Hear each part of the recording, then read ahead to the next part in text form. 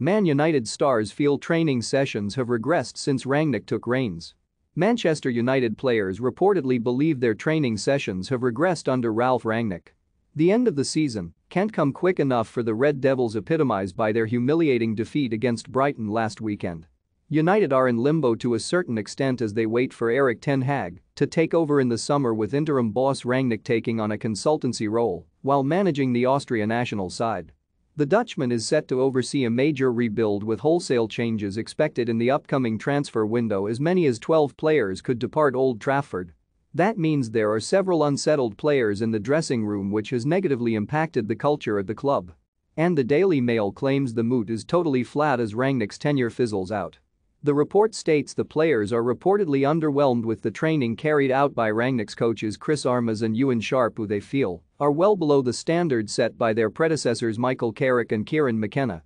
The Athletic reports that players have been critical of the coaching team for some time, specifically Armas and Sharp.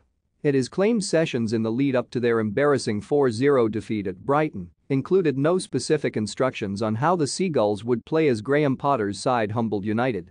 Rangnick gave the squad 4 days off. Rangnick with the Red Devils not back in action until the final day of the season, next Sunday against Crystal Palace, but some players were against that decision, with plenty of things to work on.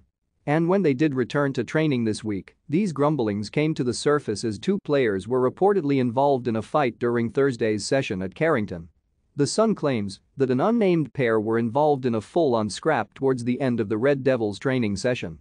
United players were left stunned as Rangnick was forced to bring the squad back to the dressing room and cancel the session as the situation deteriorated. What do you make of the reported training bust-up at Manchester United?